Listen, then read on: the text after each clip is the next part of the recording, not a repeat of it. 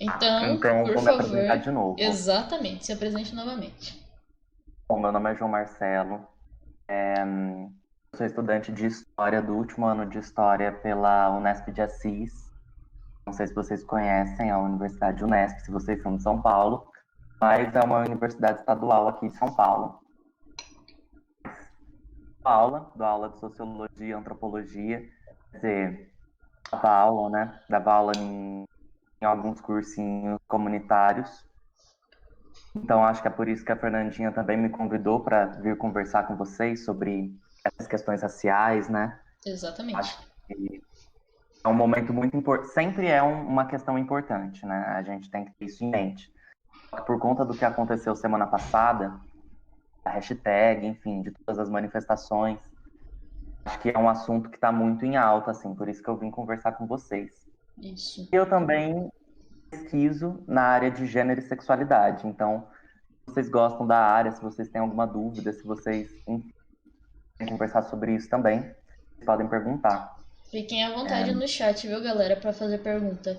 A gente vai puxar o assunto só para não ficar esperando, ficar aquele clima esquisito enquanto vocês fazem pergunta e a gente tem que esperar.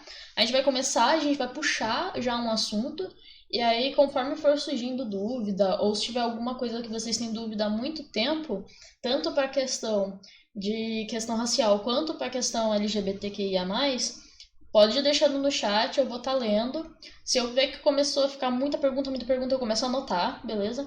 E no meu Discord tem o link lá. Eu vou deixar aqui uma guia aberta com o Forms lá aberto, para caso alguém faça pergunta pelo Forms, eu consiga ver, beleza?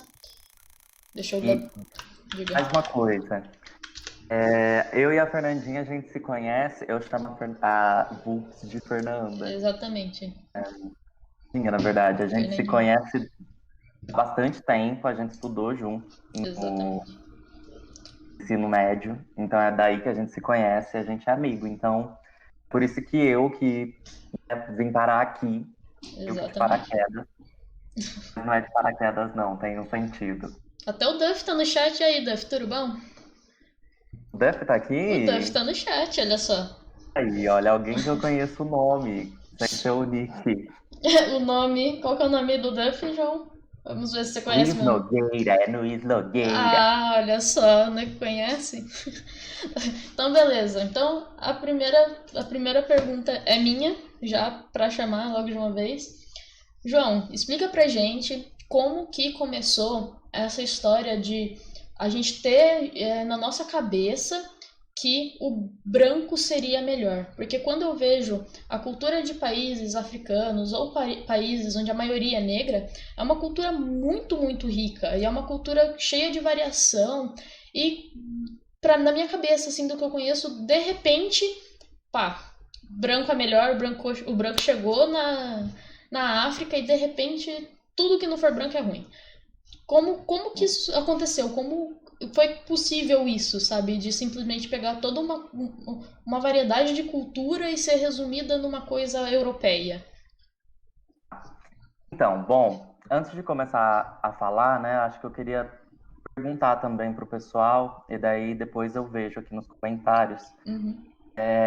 como eles se consideram, né? Eu queria saber um pouquinho de quem está aí, e, enfim, se essas pessoas se consideram brancas, se essas pessoas se consideram negras, pretas, elas, enfim, já conhecem um pouco sobre o assunto ou não. Queria saber um pouquinho delas também. Enfim, saber com quem a gente está conversando, Uhum. e acho que isso é importante. Bom, mas respondendo sua pergunta, Uhum. outra coisa também, gente. Eu nunca penso que tudo que eu falo tá certo, assim. Óbvio que a gente tem uma formação, porque senão a gente também nem poderia ficar falando tudo que a gente quer. A gente tem uma formação que nos possibilita saber algumas coisas e falar sobre algumas coisas, só que ninguém é o Deus da verdade. Então, se vocês não concordarem, se vocês em algum momento não entenderem o que eu estiver falando, não concordarem mesmo. Vocês podem falar aí e a gente tenta, enfim, conversar e se entender. Uhum. Mas vamos lá. Eu acho que é justamente esse ponto, assim, a gente começa, o racismo, ele não é uma coisa que foi criada por Deus, assim, então, tipo, né, digamos que Deus nos fez. O racismo, ele não foi criado por Deus, então não é uma coisa instituída naturalmente dentro da gente. A gente tem que ter isso em mente. Em algum momento, alguém criou o racismo até ele se tornar essa estrutura social que a gente tem hoje. E acho que tudo começa isso que a Fernandinha pergunta, né? Que, enfim, que vocês conhecem como VUPS, que a VUPS pergunta, que é justamente como que uma cultura, como que um povo que era tão rico, né? Rico no sentido de que existia uma diversidade cultural tão grande, tão bonita mesmo, foi diminuída, foi menosprezada e marginalizada. Como que isso aconteceu? Acho que todo mundo estudou assim sobre realismo, sobre como a Europa começa a dominar outros continentes, vai lembrar sobre isso, assim, né? Uma questão histórica. A Europa, ela começa a se desenvolver de uma forma diferente de outros continentes. Então, assim, eles começam a industrialização, eles começam um processo industrial que eles precisam de outros territórios. Daí eles vão buscar outros territórios e nesses territórios eles vão precisar de mão de obra, né? E é aí que eles começam não só a explorar o território, então existiu o europeu, esse europeu ele através da industrialização começa a buscar outros territórios para, né, manter essa industrialização, para buscar matéria-prima e etc. E nisso ele vai para a América, ele vai para a África, ele vai para a Ásia e ele começa a explorar esses continentes explorar de uma forma bastante dura mesmo. Então, assim, eles não chegam lá e falam, ah, dá licença, a gente veio aqui fazer um acordo com vocês. Não, eles chegam lá e eles exploram, trazendo enfim, armamento. Se a gente for pensar aqui no caso do Brasil, da América, por exemplo, eles tinham armamentos, eles tinham armas, enquanto a população daqui não tinha esse tipo de arma. Então, obviamente que eles vão ter uma força maior, mas eles têm essa força por conta dessa tecnologia deles e dessa industrialização deles. Então, é aí que começa esse processo de exploração. Junto ao processo de exploração, né, começa um processo de aculturação. O que é essa aculturação? Dentro da antropologia, a gente fala que... Sabem o que é antropologia? Acho que essa é uma questão importante. Eu acho Alguém sabe? que. Alguém no chat sabe o Fernandinha, o que, que que é é? antropologia? Antropologia, pelo que eu sei, minha opinião ignorante do assunto, é o estudo das pessoas e sociedades. Antropologia seria isso, eu acho. Não tenho certeza de Antropologia, nada. estudo das pessoas e da sociedade. Tá. Isso. Alguém aí dos comentários? A Miley não sabe de nada. Ó, a Miley disse que estudou o que eu tô falando na faculdade. Que você faz faculdade do quê, Miley? Esse vixe aí quer dizer que ela não lembra. Mas o curso dela, ela tem que lembrar. Imagina, não lembro nem o meu curso. Safada. Não, a Miley é o caso que ela quer esquecer o curso que ela fez. Antropologia. O estudo do homem. Enfim, mas daí a questão que sempre fica, né? Qual é a diferença de antropologia para sociologia, por exemplo? Porque sociologia é o estudo do homem e da sociedade. Então, antropologia é a mesma coisa? Que essa é uma questão que a gente sempre tem que ter em mente, assim. A antropologia, ela surge para estudar o homem e a sociedade, mas ela surge na França.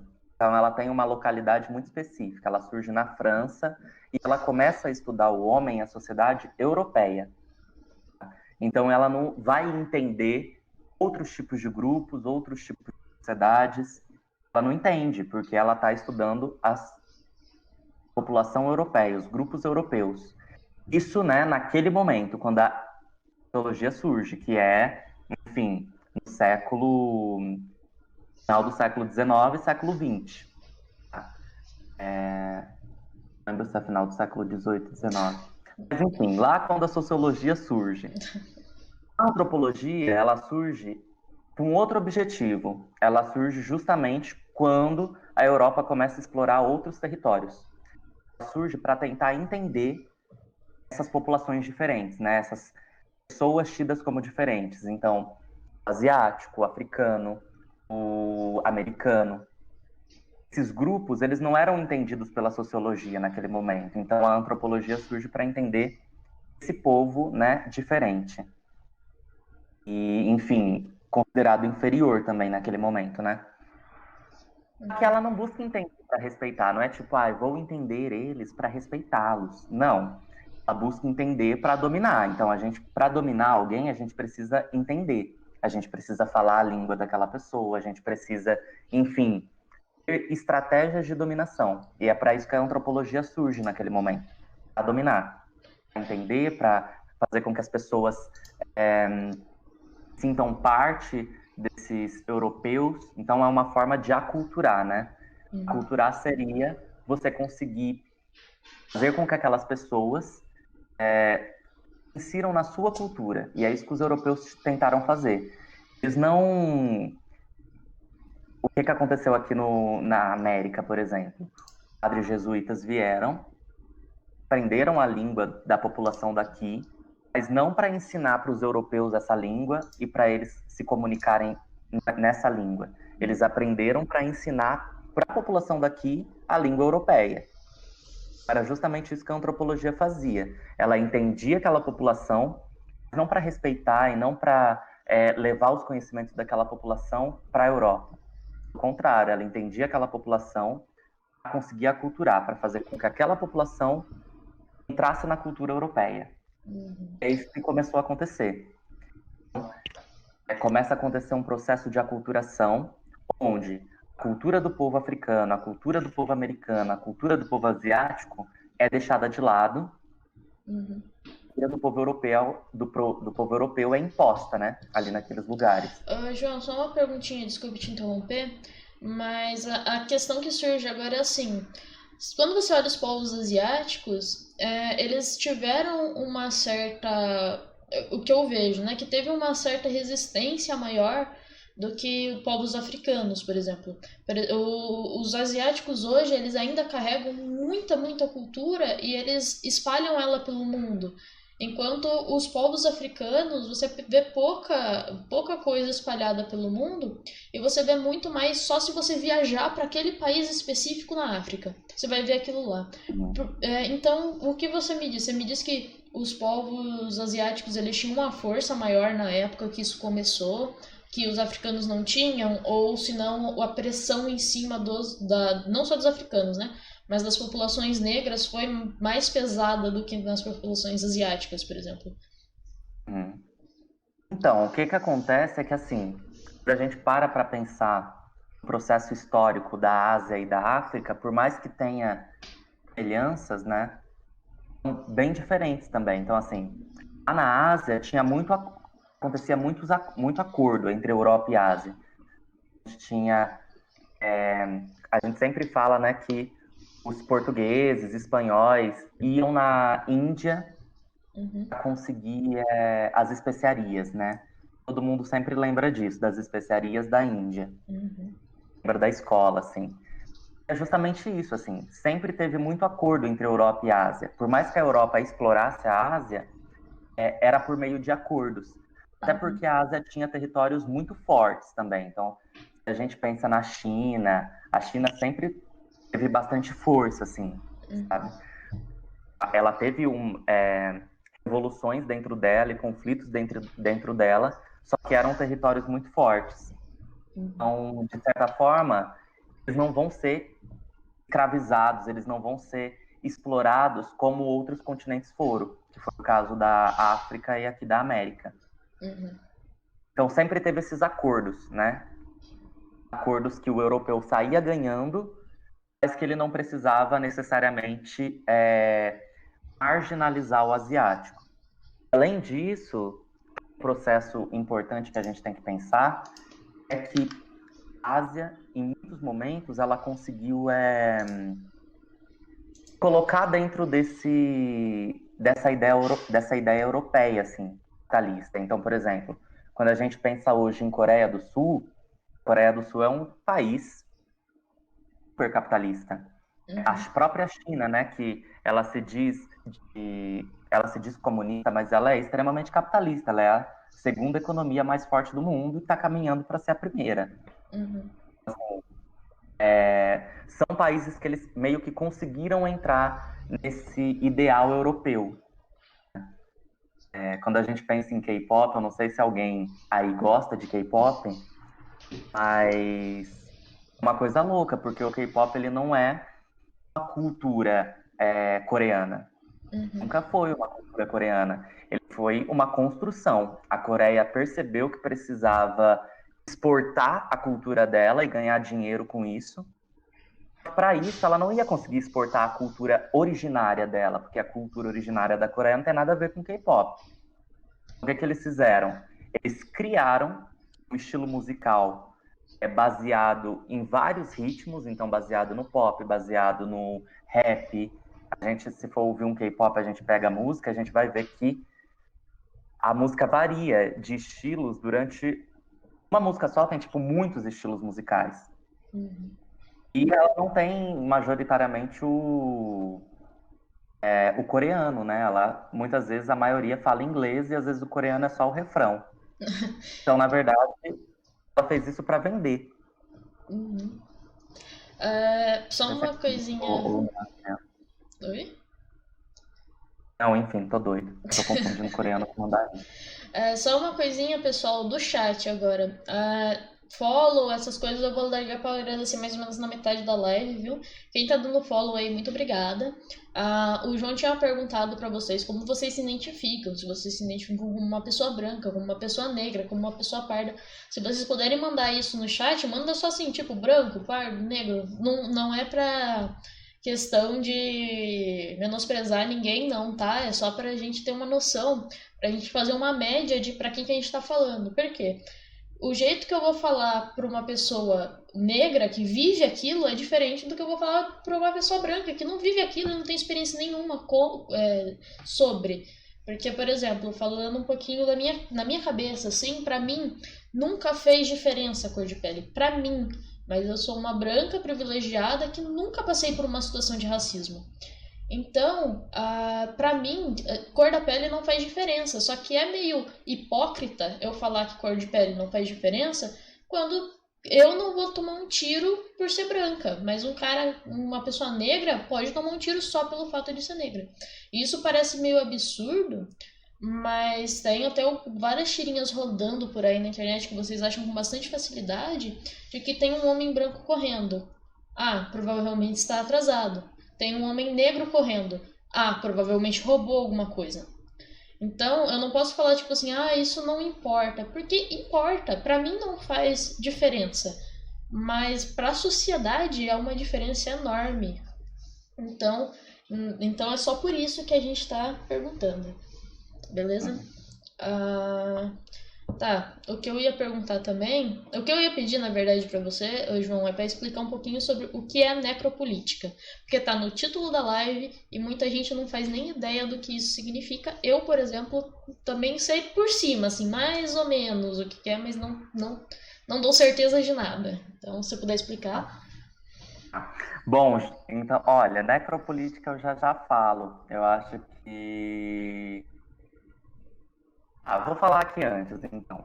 Necropolítica, gente, é um conceito dentro da filosofia, da sociologia. A gente sempre trabalha com conceitos. Conceito é uma coisa, uma ideia que a gente constrói para tentar explicar uma realidade, né?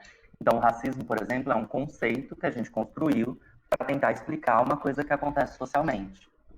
Necropolítica é um conceito de um filósofo chamado Achille Mbembe, filósofo camaronês. Ele cria para explicar o que acontece com a população negra e com a população, enfim, americanizadas. Ele trabalha com a questão da população preta. Então, seria uma política, ele fala que existe uma política estrutural mesmo, que é uma política pensada, né, para matar a população preta. Mata a população preta. É através dessa necropolítica que a estrutura de poder se mantém. Então, assim, Ele fala que nós vivemos em uma sociedade que tem uma estrutura. A gente sabe, a gente vive numa sociedade que tem estruturas. A gente tem a estrutura de gênero, por exemplo. A estrutura de gênero fala que homem tem que gostar de mulher, mulher tem que gostar de homem. A gente também tem uma estrutura racista. Essa estrutura racista, ela tem a ideia de que brancos são pessoas que, enfim, merecem mais, ou devem ser mais respeitadas. Isso a gente fala e tem muita gente que não acredita. Tá tudo bem não acreditar. Às vezes a pessoa, ela por ser branca, ela não sabe a realidade da pessoa preta, igual a Fernandinha falou. Você não tá na posição dela para você sentir o que ela sente. Quando a gente pega dados estatísticos, a gente percebe que a maior parte da população preta e parda é a população pobre. Então, a maior parte da população pobre é preta ou parda. A maior parte da população preta e parda é pobre. Por quê? Porque, enfim, eles não correm atrás, é porque eles não querem trabalhar, é porque eles não querem estudar. A gente tem que começar a perceber por que os dados que a gente tem hoje existem, o que levou até eles. Então, quando a gente pega, por exemplo, a população carcerária, que é a população que está presa, a maior parte é uma população preta. Por quê? Será que é porque eles são os que mais roubam? Será que é porque existe, de fato, uma estrutura, primeiro, que faz eles serem marginalizados a ponto de precisarem roubar, e segundo, a ponto de precisarem não roubar, né? O que eu quero dizer é que a gente tem que começar eles se veem obrigados a estar no meio do crime. O que eu ouvi muitos relatos, eu li muitos relatos sobre, são de pessoas, principalmente homens negros, que eles veem como a chance deles de melhorar a situação de vida para a família, para os filhos, para a mãe, para o irmão, entrando para o crime.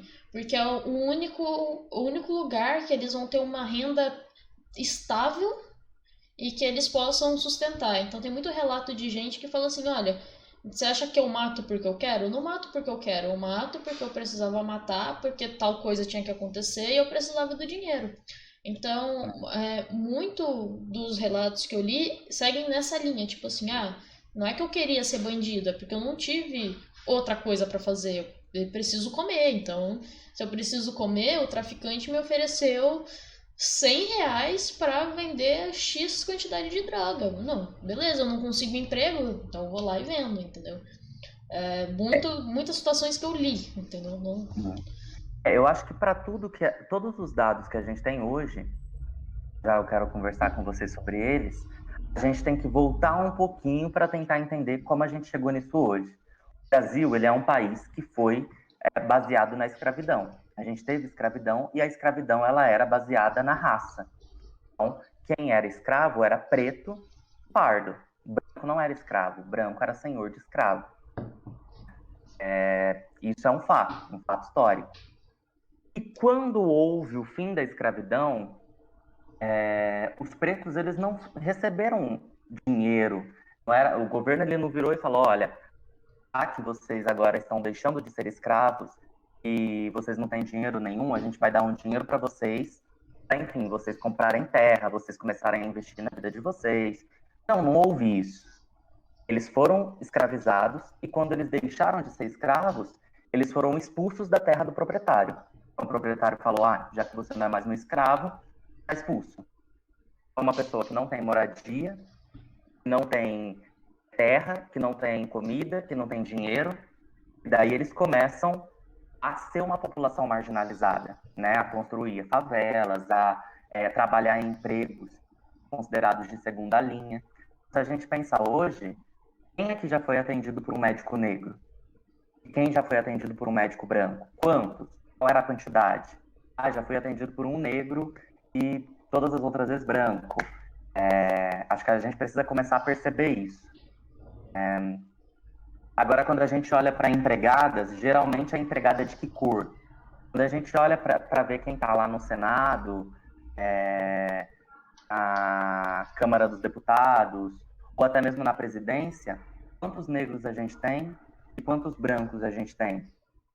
A gente precisa começar a olhar qual é o emprego do negro e qual é o emprego do branco, né? Quem aqui já foi... Alguém aí dos comentários já foi atendido por um médico negro, quer dizer? Ó, o Duff falou ali, a falta de acesso à educação de qualidade também influencia. Já ouvi muitos relatos de adolescentes envolvidos no crime sem sequer entender todo o aspecto social disso, mas pensando no dinheiro fácil, por exemplo, que vem. Então, eu acho que isso entra um pouquinho no que eu comentei da galera que entra no crime só pelo dinheiro. A galera é que assim, hoje em dia, aqui no Brasil, falando aqui no Brasil, o que eu vejo é que criou muito a ideia de que tudo é uma conspiração. Tudo virou uma grande conspiração. Eu acho isso, assim, eu acho sensacional o jeito que o brasileiro transformou o mundo numa incrível conspiração.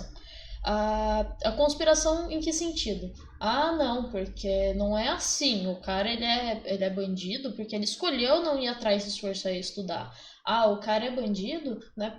Mas o outro que nasceu na mesma favela que ele, hoje é médico. Ah, mas o cara é bandido, mas o outro fulano de tal, não sei o que, é engenheiro. Mas, tipo assim, para e faz a conta. Quantos que saíram da favela que viraram médicos, engenheiros, grandes, pessoas que saíram daquela situação de pobreza só pelo esforço? Então, quando a gente coloca isso na ponta do lápis, a gente começa a perceber que não se trata tanto de uma questão de esforço, se trata é um combo de esforço com a pessoa teve sim uma certa sorte de conseguir trilhar esse caminho. Não que o esforço do negro, o negro chegou numa posição alta, foi por sorte, não, mas foi o esforço dele sim, não quero desvalorizar o esforço de ninguém, mas ele teve uma certa sorte porque tem outros, tem milhares que tentam muito e não conseguem chegar lá. E não é por falta de esforço, não é por falta de tentar, mas é porque a oportunidade não chega, a oportunidade não vem e bate na sua porta. Ou senão você corre atrás da oportunidade, só que no mesmo dia você foi lá na entrevista de emprego, tinha o cara negro e o cara branco. Deu azar de que o cara da empresa era um pouquinho racista, sim, e preferiu contratar o branco. E aí, entendeu? Ou se não, naquele dia você deu um azar de que o outro que tava lá era um pouquinho melhor. Então, tipo, como que você fala, como que você pode colocar que o que virou médico é bom porque ele se esforçou e você simplesmente assume que o cara que não virou médico e acabou tendo que entrar pro mundo do crime, porque muitas vezes, gente, não é que não tem escolha, tem alguns que preferem, mas não é, a maioria não é escolha, sabe? Então como você pode dizer que o cara virou bandido por escolha, sem conhecer a história do cara, sabe? Eu acho que a gente tem que pensar no seguinte: a gente vive no que a gente chama de um racismo estrutural. Racismo estrutural é aquilo que mistura tudo na sociedade. Ou seja, tudo na sociedade hoje está baseado no racismo. Ou melhor, o racismo ele está em tudo. Se a gente assiste televisão, a maior parte das pessoas que estão na televisão são brancas. Mesmo a maior parte dos brasileiros sendo pretos ou pardos, porque hoje, segundo o IBGE, mais de 50% da população brasileira é preta ou parda, se considera preta ou parda. Como que em um país onde a maioria é preto ou pardo, quando eu ligo a televisão, a maior parte é branco? Ou então, quando eu vou ver uma revista de moda, enfim, comprar alguma roupa de beleza, quem está ali geralmente é branco. Como se os padrões de beleza eles fossem necessariamente brancos, eles não são pretos, nem negros, né? A gente tem que começar a perceber que, querendo ou não, todo mundo tem uma base racista, se constrói uma base racista. É uma luta e é uma prática, eu preciso praticar o meu antirracismo. Preciso diariamente perceber, em que ponto eu estou sendo racista? Será que na minha fala eu sou racista? Será que quando eu faço a brincadeira de, isso é serviço de preto, então, chuta que é macumba, será que essas brincadeiras não são racistas também? Então, acho que a gente tem que começar a perceber em que ponto a gente está sendo racista. E não é porque a gente quer, a gente tem que ter consciência disso. A gente, muitas vezes, não é racista porque a gente quer, mas a gente é racista porque, igual eu falei, vivemos em uma sociedade estruturada no racismo. Então, é psíquico mesmo, assim. Acho que a nossa construção psíquica, ela se baseou em construções racistas. A beleza é bonita, enfim. Você assiste, você entra num site pornô e você vai ver um vídeo pornô, aquilo vai ser sempre, o padrão de beleza vai ser sempre branco, embranquecido. A beleza, ela é embranquecida. Tudo é embranquecido. Então, a gente se constrói psiquicamente em cima de que o branco é o que deve ser valorizado, é o que deve ser respeitado. A gente precisa ter isso em mente. A gente precisa sempre partir do ponto de que, sim, somos todos racistas e precisamos, então, construir o nosso antirracismo. Uma prática diária. Inclusive, muitas pessoas pretas e negras, a gente não fala que essas pessoas são racistas, mas só que muitas vezes elas propagam o racismo, sem perceber. Então, quando uma pessoa preta inferioriza uma outra pessoa preta, ela está também propagando o racismo. Outra coisa, João, que eu queria que você comentasse sobre é que atualmente, assim, na internet e no geral, a gente está vendo muito comentário, porque teve vários acontecimentos no mundo, contextualizando para o pessoal da live, que alguns líderes, não estou falando necessariamente do Brasil, estou falando ao redor do mundo, alguns líderes, eles fizeram atos de supremacia branca. Nisso começou toda uma revolução na internet, nas ruas, que você vê os protestos lá dos Estados Unidos, que estão correndo o mundo e vários lugares estão tendo. E aí teve a galera que começou assim, não pode ser fascista, tem que ser antifascista. Quando eu vi isso pela primeira vez, na minha cabeça foi tipo assim, pô, mas é óbvio que a gente tem que ser contra o fascismo. Pra mim é uma coisa óbvia, a gente tem que ser contra o fascismo. Isso não é uma coisa que tinha que ser de agora, eu achei que todo mundo concordava com isso. Mas não é assim. E tem muita gente famosa, que chega nas redes sociais e fala assim: esse negócio de antifascista é o fascista 2. Aí eu fiquei assim: como assim o antifascista é o fascista 2? E a grande argumentação dessa galera é que os antifascistas estão querendo obrigar as pessoas a serem de um jeito. Opa, João? João? João Marcelo? Alô? Ih! Ih! Alô, João! Tudo bom? Cadê tu? Problemas técnicos, guys. Problemas técnicos, estamos aqui. Acho que deu uma travadinha na internet do João. Perdemos o João. Ele está recobrando a vida, ó. Deu uma leve mexidinha ali, hein? Olha lá. Alô, João Marcelo. Voltou? Alô? Ok? Aê, voltou. Aê, salve o João. O João tá vivo, gente. Tá vivo. Coloquei o meu notebook para carregar e travou tudo. Eu vi que você falou de antifascismo e fascismo, mas repete rapidinho o que é a pergunta central. A pergunta central é assim: a galera famosa estava argumentando que o antifascismo é o fascismo 2, porque a galera antifascista estava chegando em peso em alguns comentários, algumas coisas, e descendo a lenha na galera e falando que não, que isso você está sendo fascista, não sei o que, apontando o dedo mesmo, colocando o dedo na cara da pessoa e falando, não, você está sendo fascista, não sei o que. E a minha pergunta é tipo assim: quando que esse movimento realmente vai dar força para essa galera que tá falando que antifascismo, que devia ser algo natural, né? Ser antifascista, ser contra o fascismo, ser algo natural, e se torna algo que dá força para essa galera desmoralizar esse protesto de pedir que todo mundo seja antifascista, que devia ser um mínimo assim da sociedade ser antifascista. Você tá conseguindo me ouvir normal? Tô conseguindo te ouvir normal. Então, eu acho que a questão que a gente tem que ter em mente é que o fascismo ele é também uma questão muito clara de assim, menosprezar, violentar, agredir, considerar determinadas pessoas inferior. Ah, você é negra, você é inferior. Você é homossexual, você é inferior. Você deu, você é inferior. Então o fascismo ele tem isso muito claro, assim. Não só menospreza, mas ele também considera de fato aquelas pessoas inferiores, inferiores, menos consideram essas pessoas menos humanos. Assim, ser antifascista, igual você falou, deveria ser algo natural, mas não é. É uma construção também. Porque a partir do momento que a gente fica isento frente a conflitos assim, a gente sempre está do lado do opressor. Isso a gente tem que ter muito nítido na nossa mente. Assim. A gente não se posiciona, a gente se coloca do lado do opressor. Porque, nesse momento, então, se a gente pensa, por exemplo, o caso do Brasil, o caso dos Estados Unidos, a gente tem discursos de poder muito claros que menosprezam determinadas categorias. Assim, é uma coisa nítida.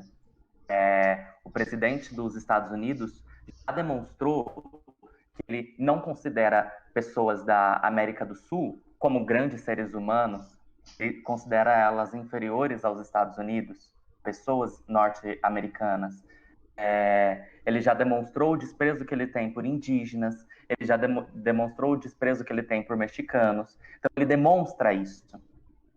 Então, e ele está no poder. Então, a gente tem a estrutura de poder muito clara, que é uma estrutura que menospreza determinadas pessoas. E isso é o poder. Ou seja, ele é o presidente, ele quem está mandando.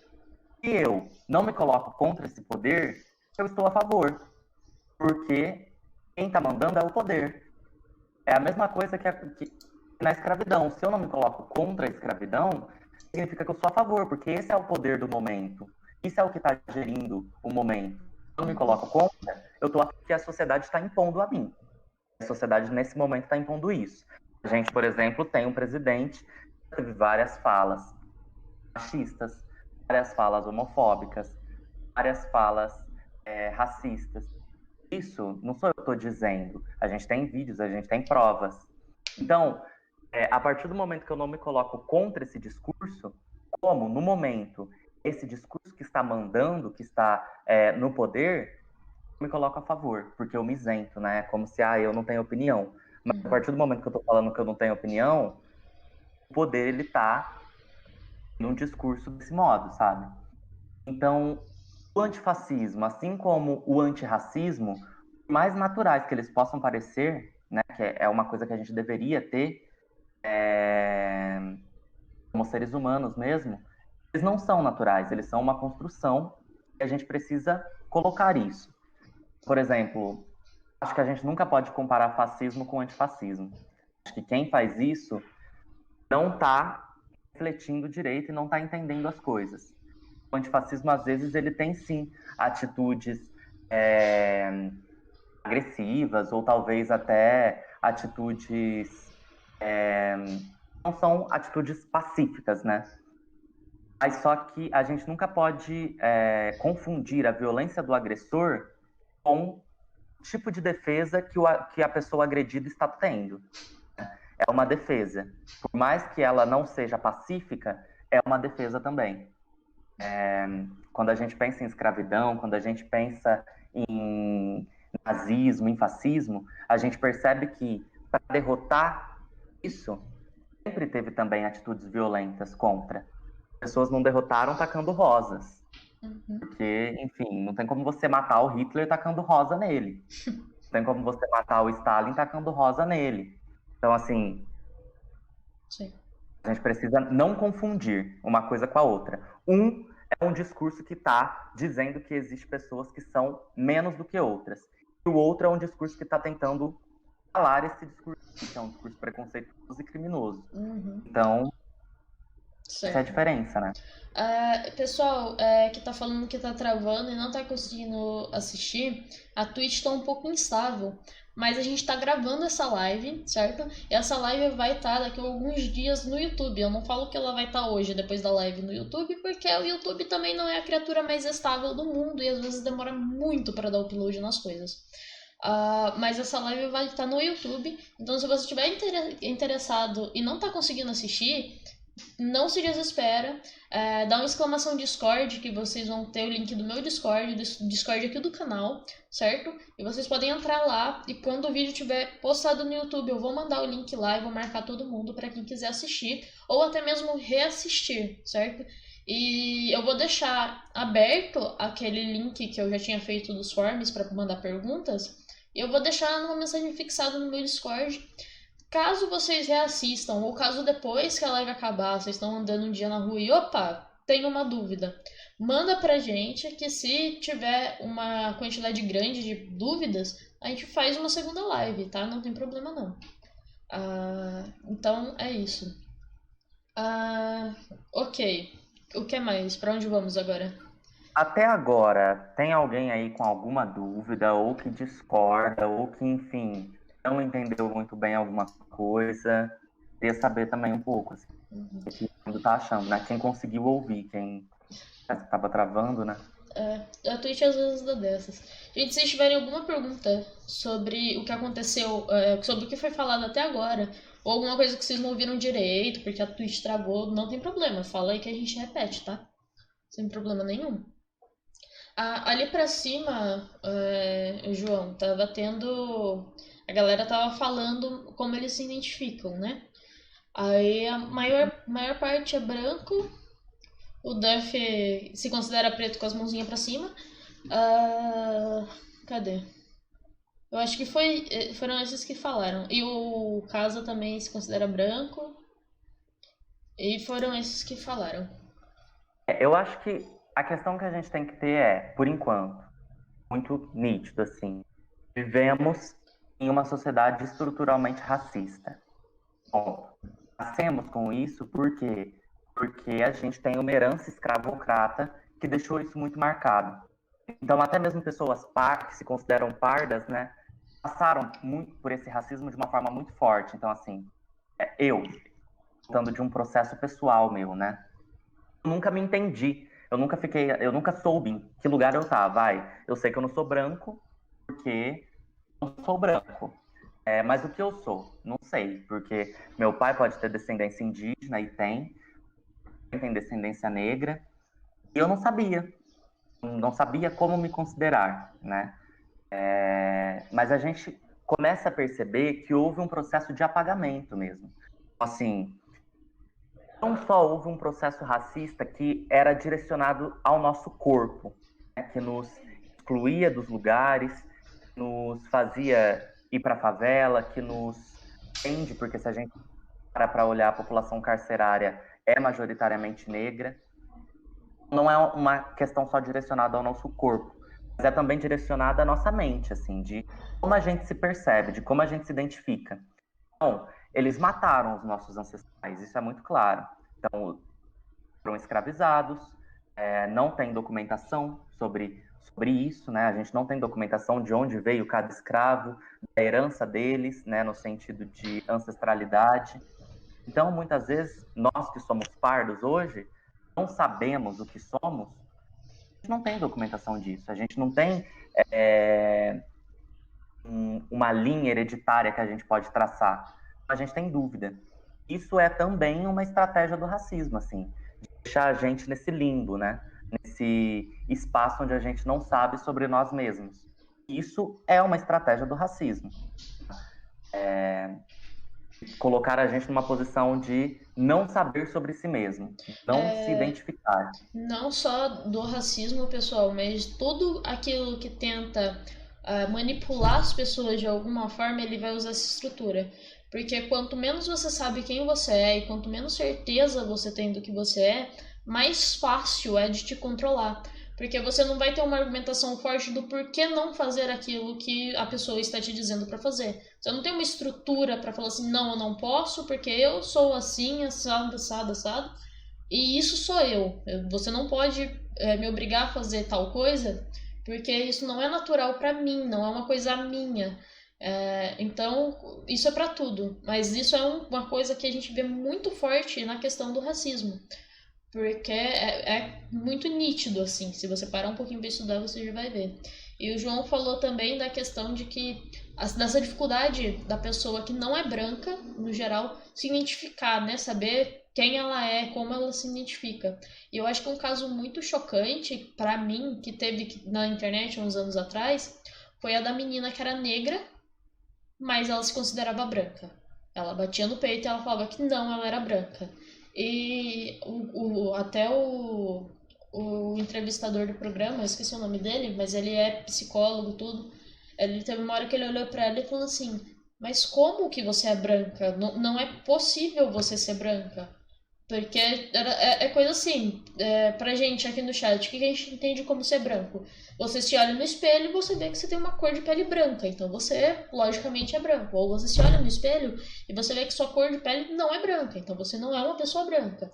Mas na cabeça daquela menina, ela foi criada com uma ideia de que ser negra era uma coisa tão ruim que a cabeça dela se moldou de uma maneira em que ela não acreditava que ela era negra. Então ela jurava de pé junto e falava com todas as letras que ela era branca. E isso gerou uma comoção muito grande dentro da comunidade negra. Porque a comunidade negra começou a crucificar essa menina e falar assim: não, como você pode ofender tanto a sua origem assim, falando que você é branca? Mas eu também entendo o lado da menina, porque psicologicamente ela foi construída, ela se construiu pra acreditar que era branca, porque ia ser mais fácil a vida dela se ela fosse branca. Uhum. Assim, na cabecinha dela, sabe? É, assim, se a gente volta, né, mais uma vez para a escravidão, acho que não tem como a gente tratar o racismo, principalmente no Brasil, a gente não volta na escravidão. Na escravidão, as escravas elas foram estupradas, assim, claro. Então a gente tem uma miscigenação brasileira que é fruto de um estupro, tanto das escravas quanto das indígenas, pelos homens europeus. Os senhores de escravos, eles estupravam as escravas e eles tinham filhos com elas. Esses filhos geralmente nasciam pardos, né? Então eles eram negros, só que de pele mais clara do que o negro retinto.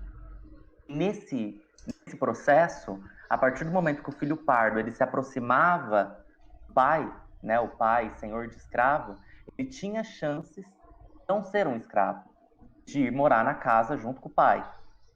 Então, esse é o processo que acontece, assim, que é o processo de uma pessoa parda, uma pessoa que é negra, mas que é um negro mais claro, começar a se aproximar do branco, da cultura do branco, da vivência do branco, se afastar cada vez mais do negro. Porque isso vai fazer com que ele se mantenha vivo, fazer com que ele fique longe da escravidão.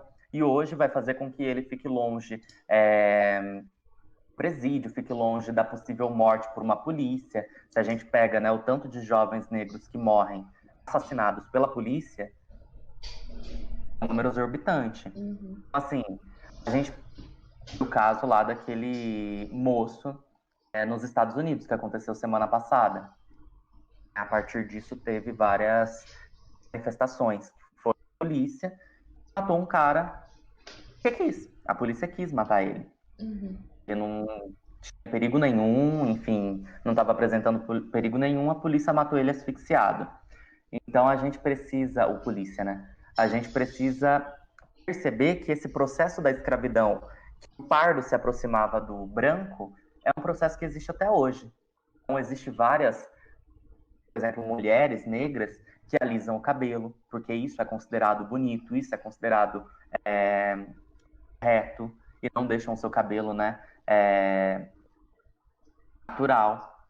Então a gente tem processos onde o pardo, e, né, pardo entre aspas, onde essa pessoa negra mais clara, ela começa a se aproximar do branco, para deixar sua cultura de lado, para deixar suas raízes de lado, porque assim a sociedade, de uma certa forma, vai aceitar mais essa pessoa. A gente sempre fala de um outro conceito, que é o conceito de passabilidade. A gente tem essas pessoas negras mais claras, é a passabilidade, que é nem todas as pessoas percebem que a gente é negra. Nem todas as pessoas vai nos olhar com os olhos como olharia para uma pessoa negra. Mesmo assim, a gente sofre, em muitos momentos, com o racismo. A gente tem que entender que existe duas questões, né? O privilégio da pessoa branca o racismo direcionado à pessoa negra. Essas duas questões, elas estão intercaladas, porque elas não são a mesma coisa. Eu vou ter o privilégio da pessoa branca porque eu não sou branco.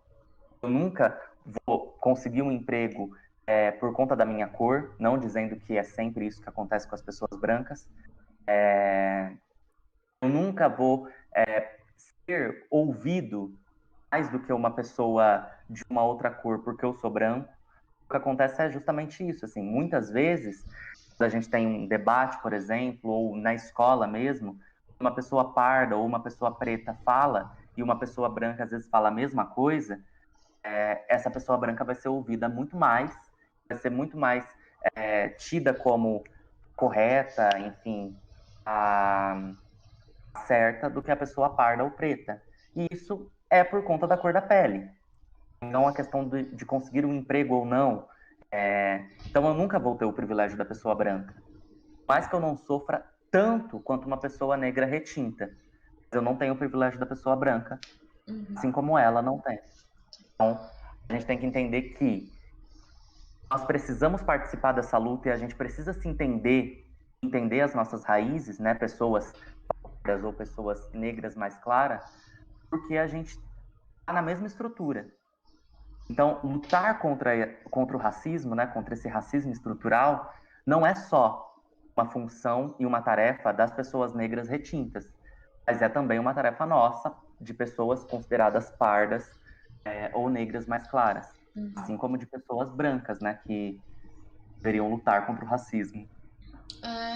João, a gente já falou sobre isso no privado, mas eu queria que você desse uma explicadinha rápida assim pro pessoal da live, ah, como é porque assim, a questão pessoal que eu tinha perguntado pro João no privado era o seguinte: eu, como mulher branca, muito branca, quase transparente, seria errado eu tratar uma pessoa negra como uma pessoa preta, chamar a pessoa negra de preta, porque muitas vezes em Twitter, Facebook, a gente vê pessoas negras reclamando quando pessoas brancas chamam elas de negra e falando que isso é ruim porque faz uma referência a toda a questão da escravidão e tudo mais. E ao mesmo tempo, a gente vê quando uma pessoa branca fala que uma pessoa negra é preta, você vê uma comoção nos comentários também de pessoas negras falando que elas não gostam de ser chamadas de pretas, ou que chamar de preto tá errado,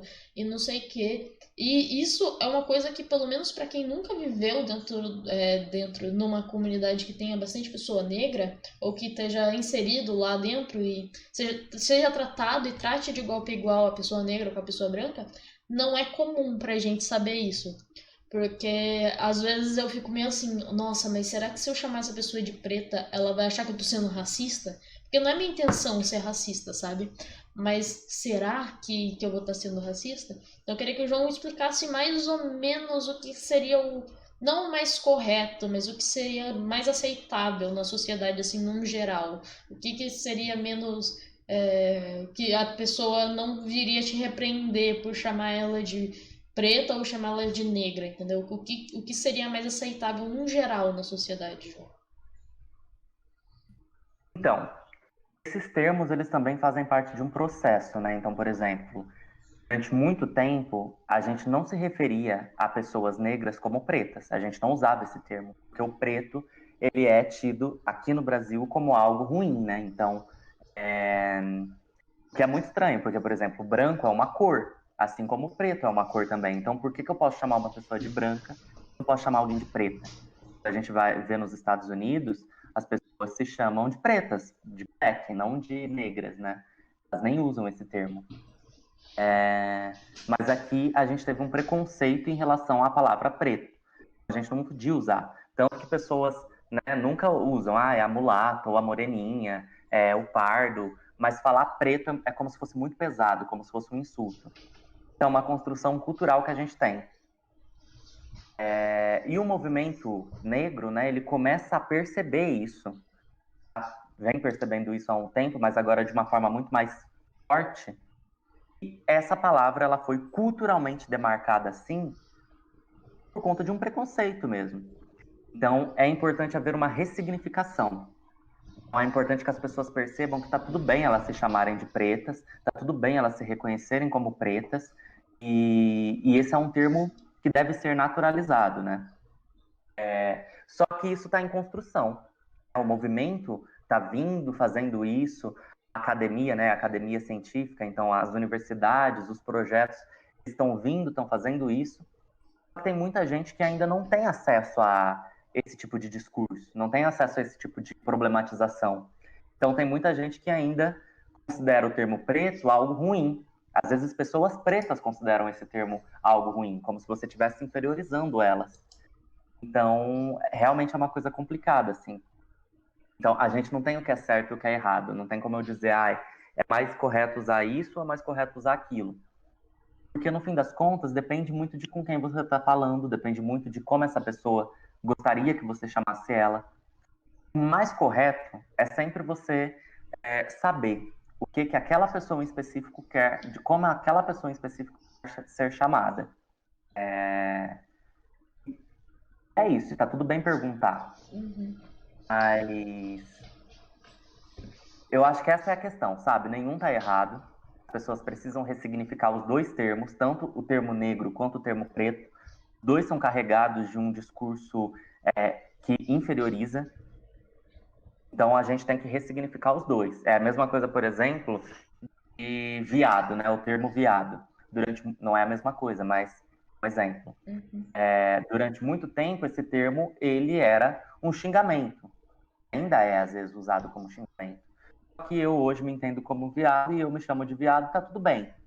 Só que depende muito, né, como a pessoa vai estar falando comigo. Às vezes, na voz da pessoa, na fala da pessoa, se ela está usando aquele termo para te menosprezar, se ela está usando aquele termo naturalmente, sabe? Então, se você vai chamar uma pessoa de preta para inferiorizar, ela vai perceber isso. Agora, se você vai chamar ela de preta naturalmente, não para inferiorizar, ela também vai perceber isso, ou deveria perceber, né? Mesma coisa para negro. Então, depende muito. Acho que a gente tem que tomar cuidado em que momento a gente vai usar isso, porque, por exemplo, eu não saio por aí chamando as pessoas de branca. Eu sou branca. Então, às vezes a gente não precisa usar o termo. Então, quando a gente for usar, a gente use com consciência. E se a gente usar com consciência e não para menosprezar a pessoa, acho que isso vai ficar nítido. E se a pessoa não gostar, é isso. Você peça desculpas. E Foi muda a sua partir intenção. daí, né? E Sim. muda a partir daí. Outra coisa agora, João, a gente vai dar um 360 nos assuntos aqui.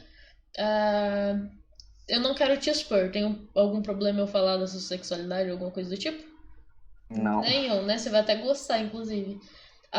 Enfim, eu queria perguntar pra você. Queria, na verdade, que você falasse pra live mais ou menos como é ser LGBT e tá inserido também na questão de sofrer o racismo e o preconceito por ser LGBT, porque você pegou os dois e fez um bolinho assim e falou assim, quero todos. E aí, assim, e assim foi. Não foi brincadeira, viu, gente? Ele não escolheu, antes que vocês comecem, tá?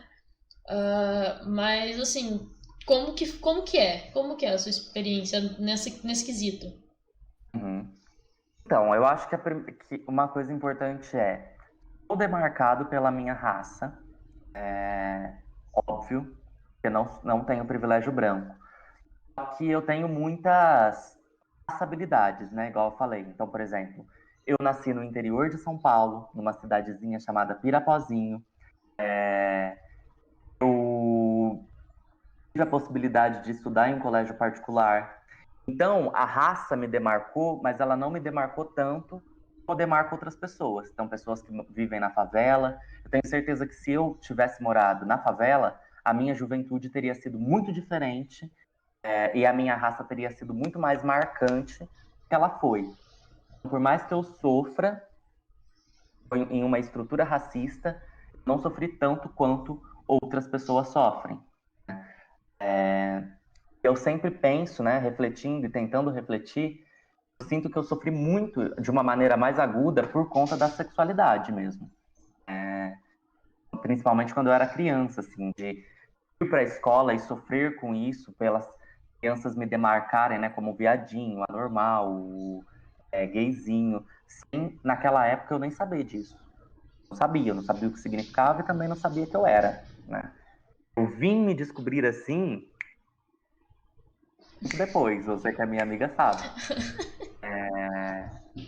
Então, por mais que as pessoas já me demarcavam assim, só fui me entender assim depois. Então, a gente sofre esse processo de demarcação de algo que a gente nem entende, né? Mas a gente precisa perceber essas interseccionalidades, né? Interseccionalidade é o quê? É entender que as coisas se interseccionam. Então, eu sendo um LGBT negro, vou sofrer tanto pela estrutura racista quanto pela LGBTfobia. Mas se eu fosse uma mulher travesti negra, eu sofreria muito mais. Eu teria taxas de mortalidade, de índice de, enfim, a minha expectativa de vida muito menores. A gente precisa perceber que existem pessoas que sofrem mais do que outras. Nesses casos, quando eu sei que uma pessoa sofre mais do que eu, quando eu sei que uma pessoa está demarcada de uma forma mais marginalizada do que eu preciso sempre ouvi-la, sempre entender o que ela tem a me dizer, o que ela tem a me falar, porque eu não sei. Se eu sou uma pessoa branca, eu preciso ouvir o que uma pessoa negra tem a dizer do racismo. Se eu sou uma pessoa homossexual, mas homem homossexual, a pessoa que é lésbica, a pessoa que é travesti, a pessoa que é trans, tem muito a me dizer, tem muito a me ensinar e a falar sobre a vida dela que eu não vou saber. Então eu preciso respeitar o que essas pessoas têm a dizer, acreditar e não lutar só por mim, mas lutar por elas também. Acho que essa é a questão. Às vezes, muitas vezes, a gente a gente está em uma posição minoritária, mas a gente luta só por nós mesmos. Então, o que acontece hoje na comunidade LGBT é justamente isso, assim, tem muito gay branco, padrão, né, o fortinho, o musculoso de academia. A única preocupação dele é, será que eu vou poder ir no shopping de mão dada com meu namorado? Será que eu vou poder usar o meu Tinder sem ninguém brigar, ninguém fazer nada comigo? A preocupação dele é essa, é o umbigo dele. E ele não percebe que existe outros que também sofrem pela LGBTfobia, precisam muito da ajuda dele, que a luta tem que ser muito mais do que isso. A luta por várias outras categorias que estão marginalizadas. Acho que a gente precisa perceber isso, assim. Só um minutinho te interrompendo, João. Pessoal, eu já recebi várias mensagens aqui falando que a live tá travando. Aparentemente, a minha internet que está trolando. Vocês esperam eu reiniciar a live rapidinho, que daí eu dou uma reiniciadinha na internet também, ver o que está acontecendo, ver se melhora. Ou vocês querem que continue assim mesmo? O que vocês acham? Eu quero a opinião de vocês agora. Porque eu vou ver lá que talvez alguém esteja baixando torrent aqui em casa e por isso que tá comendo minha internet. Mas aparentemente tá tudo normal, só o ping que tá um pouquinho alto.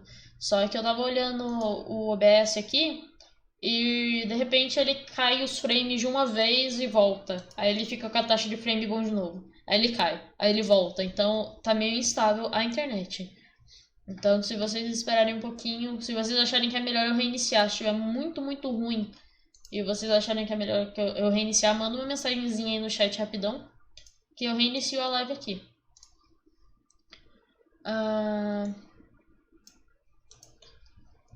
Enquanto eles vêm aí, João, já que a live está sendo gravada e vai pro YouTube, então a gente pode continuar. Aqui mandaram uma pergunta. E a pergunta foi a seguinte: eu tenho um amigo que fala que o racismo a gente só vai resolver quando criar uma máquina do tempo e voltar no tempo para arrumar o que passou. O que vocês diriam para ele? Olha, eu acho que de certa forma, eu acho que racismo, como eu disse, é algo estrutural. Então ele demarca a sociedade. Ele demarca ela, ó, há anos, há décadas, enfim, séculos. Então, para resolver isso, a gente vai precisar de um espaço temporal tão grande quanto esse. Não vai ser de uma hora para outra que a sociedade vai deixar de ser racista. Acho também que talvez nunca deixe de ter racismo, né? De ter pessoas racistas, de ter atitudes racistas, porque existem pessoas que realmente acreditam nisso. Existem pessoas, enfim, existiu nazismo, existiu totalitarismo, existem pessoas que consideram homossexuais anormais. Então, existem essas pessoas que acreditam nesse discurso de ódio. Então, essas pessoas não vão deixar de existir de uma hora para outra. Acho que a gente tem que ter isso muito claro. Então, o racismo ele é uma realidade posta. Ponto final. Nossa função é lutar contra ele e tentar fazer com que um dia a sociedade seja muito menos racista do que ela é. Eu acho que zerar o racismo é uma coisa que vai acontecer. Assim como não vai ter como zerar a homofobia. Assim como não vai ter como zerar o machismo. Porque são estruturas. A gente precisa lutar para tentar diminuir a força dessas estruturas. E talvez até alterar essa estrutura. Só que sempre vai ter atitudes racistas, atitudes machistas, atitudes homofóbicas. Então, acho que, em certa parte, para resolver 100%, teria que ter uma máquina do tempo mesmo, mas não temos, então. Mas a gente Tem que pode sempre trabalhar. melhorar a situação. A gente pode sempre melhorar a situação. Guys, vamos fazer o seguinte, eu vou dar uma reiniciadinha aqui pra ver se minha internet melhora, beleza? E a gente já volta, então segura aí, que a gente vai conversar mais um pouquinho sobre, e depois a gente vai gankar alguém do Wakanda Streamers, que é um grupo de streamers negros. Então pra gente também dar aquela forcinha pra comunidade que tem uma dificuldade maior de crescer do que a maioria, a gente também vai estar gankando lá, tá? Eu vou reiniciar rapidinho, vou mandar mensagem no chat, que eu não sei quando vocês vão ver isso aqui, já que tá travando. Vou lá e já volto. Rapidinho, segura aí, beleza? A gente já volta, calma lá. Oi, estamos gravando novamente. Pronto. E aí, vamos continuar de onde paramos, não é mesmo? Eu queria saber quem tá aí? Tem gente aí ainda ou não? Deve ter, mas o meu chat reiniciou. Porque reiniciou a live e reiniciou o chat. Queria saber se tiver alguém aí, se a pessoa tem alguma pergunta a mais. A gente está caminhando assim para concluir mesmo, né? Uhum. Acho que a questão é justamente isso, assim, conversamos sobre como se inicia, né, o processo de imperialismo que marginalizou as pessoas negras. Aqui no Brasil isso é demarcado 100% pela escravidão. Torturou as pessoas negras também, fazendo com que elas mesmas se deslocassem da sua origem, né? E a partir daí começa, então, essa estrutura racista que é marcada até hoje, assim, nos espaços. A gente olha que tipo de emprego as pessoas conseguem, quais os lugares que elas frequentam, quem é mais rico, qual a população mais rica, qual a população mais pobre, que também é demarcada por uma questão racial. Então, a gente consegue entender essa estrutura racista olhando um pouquinho para o passado. E a forma de reverter essa estrutura é justamente se entendendo, então, como pessoa negra, entendendo como uma pessoa que foi marginalizada, reivindicando uma significação. Então, reivindicando a possibilidade de alterar essa história mesmo. Entender que a gente só consegue cobrar a nossa dívida, né, se a gente se declarar. A gente se declarar sendo negro ou sendo preto, a gente não vai conseguir cobrar a nossa dívida de ninguém se a gente não se entender como preto, como negro, antes de tudo. Acho que a gente começa a perceber quais as coisas que estão acontecendo são a cobrança dessa dívida, né? Que são essa tentativa de tentar diminuir essa estrutura racista. Aqui no Brasil, a gente tem, por exemplo, a questão das cotas raciais, né? Nas universidades. Muita gente que é contra, assim. Com certeza é um sistema que podia ser muito melhor do que é. Com certeza poderia ter melhorias nesse sistema de cotas. Mas ele é o começo de algo essencial, na minha visão, assim. Pessoas pretas e negras também possam fazer parte da universidade, também possam se inserir nesses lugares, também possam, então, reivindicar essa estrutura que antes não era delas, reivindicar lugares que antes não era delas. E assim a gente consegue desestabilizar, né, essa estrutura racista. Acho que a questão das cotas é importante. Várias outras coisas poderiam ser feitas, mas as cotas é uma questão importante, assim, na minha visão. Gente, vamos fazer assim. Ainda tá travando muito. A minha internet está troll de verdade.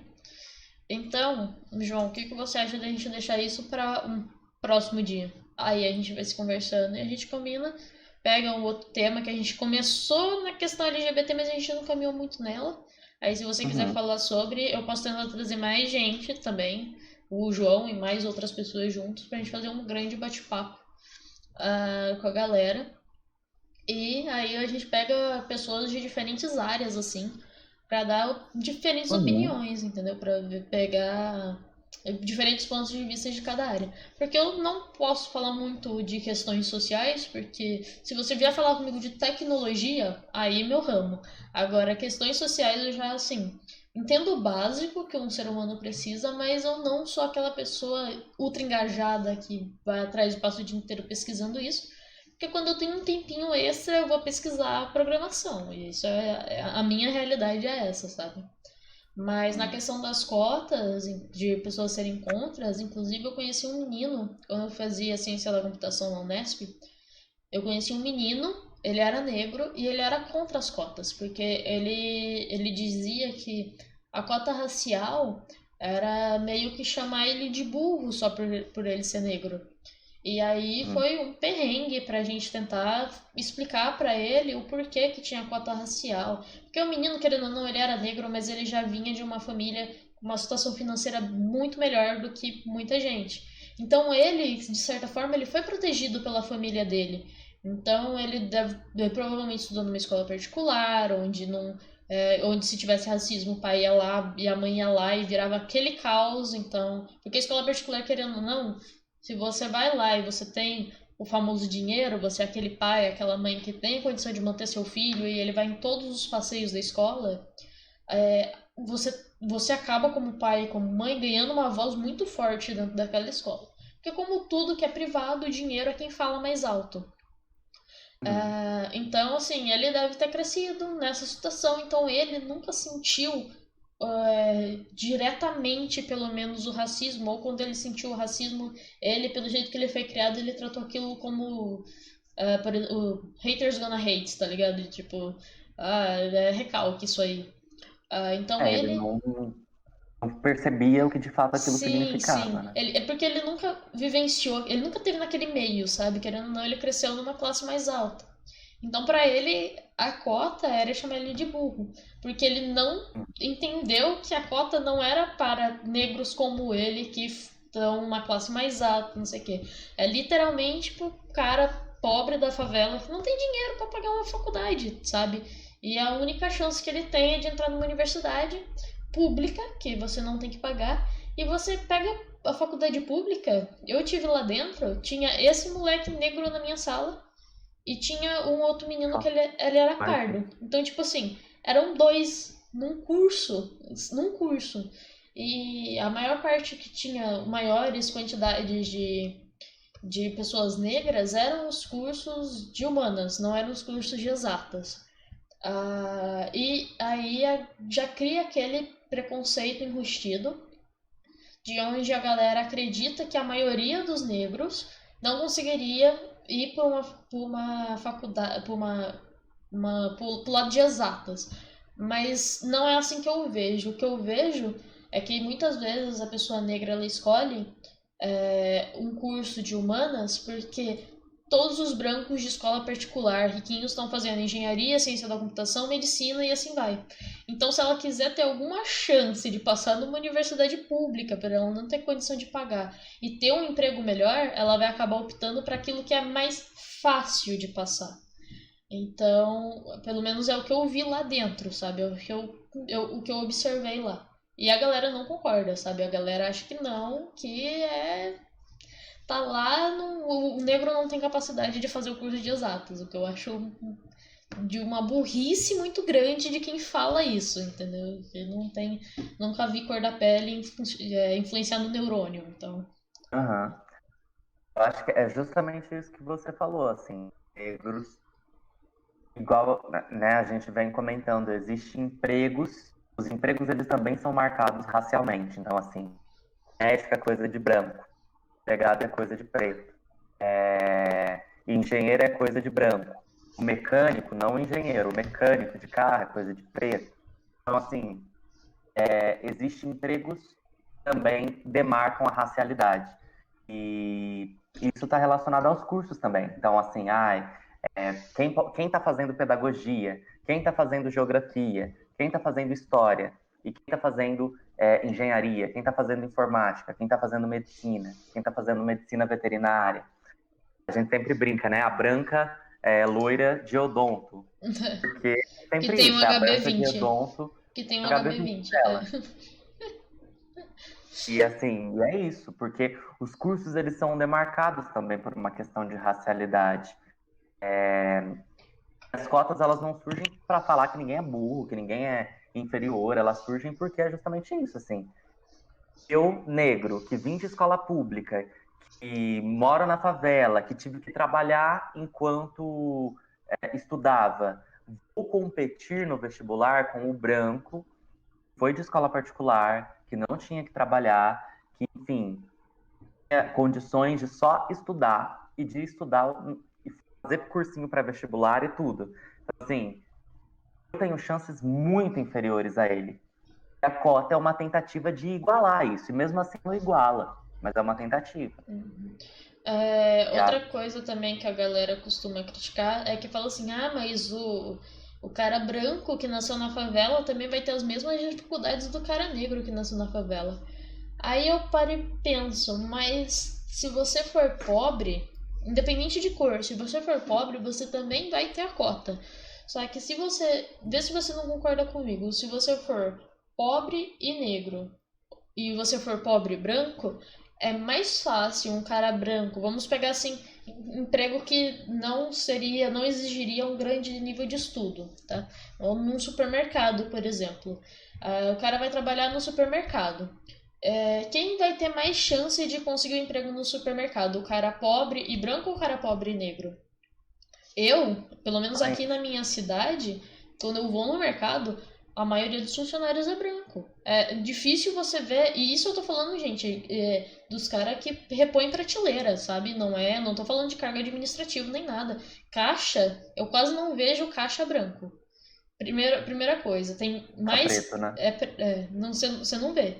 Você vê, a maioria dos caixas é uma mulher branca, de 20 mulheres brancas que trabalham de caixa, tem uma negra barra preta. Uma.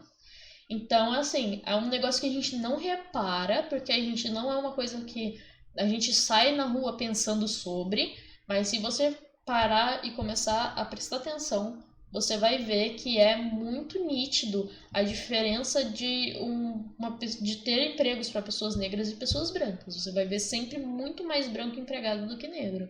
Não que branco não tenha dificuldade de encontrar emprego, mas querendo ou não, uma maioria, assim, num geral, numa generalização, o branco vai conseguir, mesmo na mesma classe social do preto, ele vai ter uma facilidade maior de conseguir emprego ainda assim, sabe? Eu acho que as cotas elas são justamente isso, assim. Cotas, para começar, elas não são só raciais, Uhum, para a escola pública, então, sendo branco, sendo negro, sendo indígena, você vai fazer parte disso se você vier da escola pública. Existem também as cotas raciais, né, para indígena, para preto, enfim. E as cotas, elas não são para pessoas que vieram de escola particular. Tanto que se você veio de escola particular a vida toda, você mesmo sendo negro, você não vai ter direito às cotas. uhum, A gente precisa ter isso em mente, assim, as cotas elas servem para tentar nivelar uma desigualdade, né? uhum, Eu acho que para encerrar assim um assunto, uma coisa que eu queria falar é sobre o lugar de fala. O conceito de lugar de fala, que é de uma filósofa brasileira chamada Djamila Ribeiro, é importante porque ele não fala que só preto pode falar sobre questões raciais. só LGBT pode falar sobre homofobia. Não é isso que ele fala. Mas ele fala que você precisa ouvir o que eles têm a dizer sobre isso. Quando você quiser falar sobre isso, não, não de uma forma a interrompê-los, não de uma forma a querer tomar o protagonismo deles, não de uma forma a querer ensiná-los sobre o que eles mesmos sentem, sabe? Então, tipo, você não vai ensinar o que é racismo para um negro. Você não vai explicar para o negro o que é racismo. Então, o lugar de fala é você. Não significa que você não pode falar. Significa que você precisa entender de onde você está falando, sua posição de fala, e que às vezes é melhor você ser ouvinte, dependendo da situação, e não tomar o protagonismo de uma pessoa, porque aquela pessoa ela já não tem protagonismo social. Então, não fale por cima dela. Então, é basicamente isso. Assim, a mesma coisa para questões de LGBTfobia, a mesma coisa para feminismo. Não quer dizer que eu nunca vou poder falar sobre feminismo enquanto homem.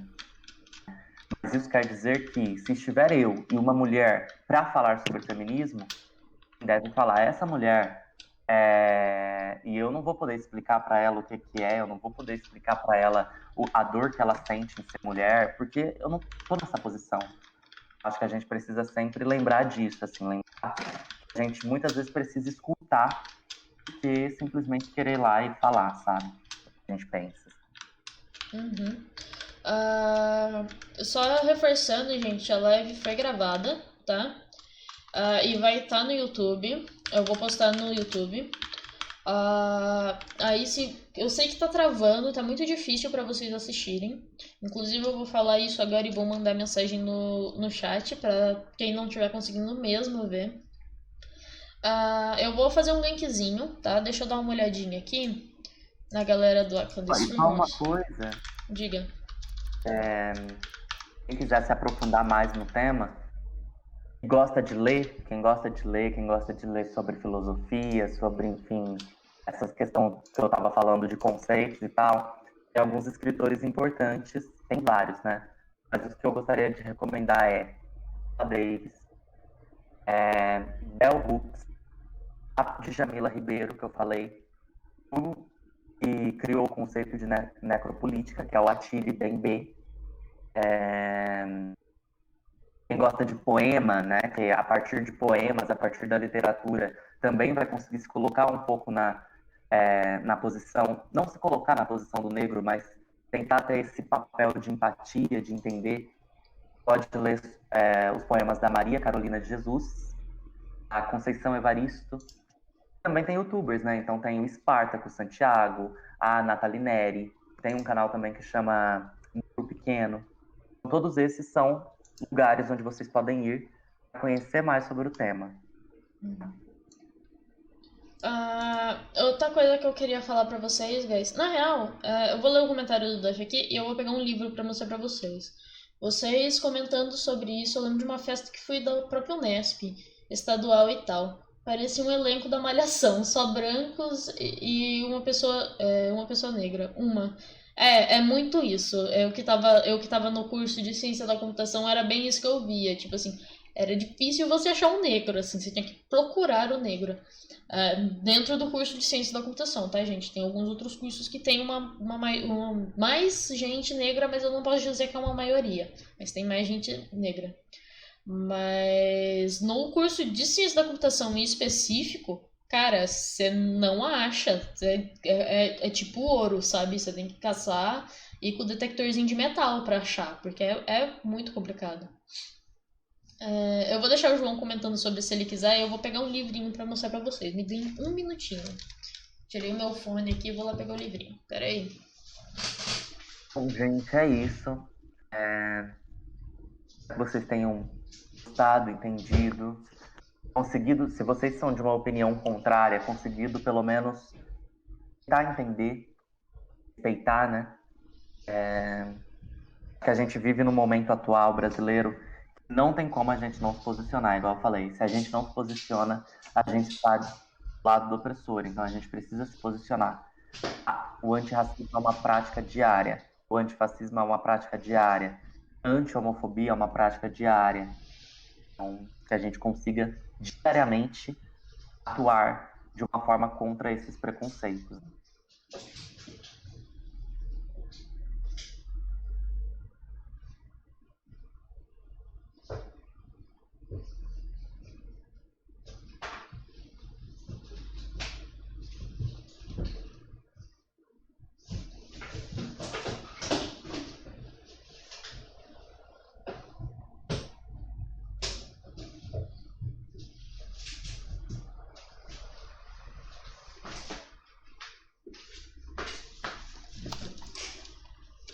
Ok. Aconteceu a destruição do meu armário de livro, que eu vou ter que arrumar e rezar pra nada ter amassado. Mas esses tempos atrás eu assinava, até 2 meses atrás, eu assinava a caixinha especial da Intrínsecos, que uma vez por mês eles mandam um livro de diferentes temas e tal. E eles mandaram esse livro aqui. A capa dele é completamente cinza porque é a edição da caixa. A edição da caixa, a capa é uma cor só. Mas o nome do livro é Daqui para Baixo. Esse livro, ele é em forma de poesia. E ele conta a história, aqui para vocês verem, a capinha dele a página dele é toda enfeitada e tal. E esse livro, ele conta a história de um menino que morava ele... Eita, o João caiu. Vou deixar aqui para vocês verem. Nesse livro, conta que... Deixa eu mudar aqui. Quando ele voltar, eu coloco lá de novo. Esse livro, ele conta de um menino que morava ele e a mãe dele, todos negros, e ele fala de uma briga de gangue que tinha. E ele meio que dá o panorama desse menino que... Logo no início, o livro é todinho contado em poesia, o que eu achei muito legal. Eu li esse livro muito rápido, porque poesia é um negócio muito rápido e gostoso de ler. E nesse livro, ele vai mostrando o conflito desse menino, porque logo no início da trama, o irmão dele morre, e ele quer se vingar. Isso, assim, tipo, é meio que um spoiler, mas é bem por cima, vocês não estão perdendo nada da experiência de ler, que a experiência de ler vai ser incrível. Ele mostra tudo que ele pensa e tudo que ele passa. E conforme você vai lendo os poemas, você vai percebendo que os sentimentos dele e como ele enxerga o mundo por ser desse jeito. E esse livro, ele não só conta a história do menino negro, mas ele também foi escrito por um rapaz negro que falou um pouquinho da experiência dele, né, de como é ser negro, como é passar por tudo isso. Então, recomendo. O nome do livro é Daqui para Baixo, se vocês quiserem pesquisar. Eu acho que já saiu para comprar na Intrínsecos, na Intrínseca. É um livro muito bom, rapidinho. Quem tem dificuldade de leitura, não se preocupe, que ele é facinho de ler, tá? E é isso, o João caiu. Eu acho que a internet dele faleceu de vez, assim.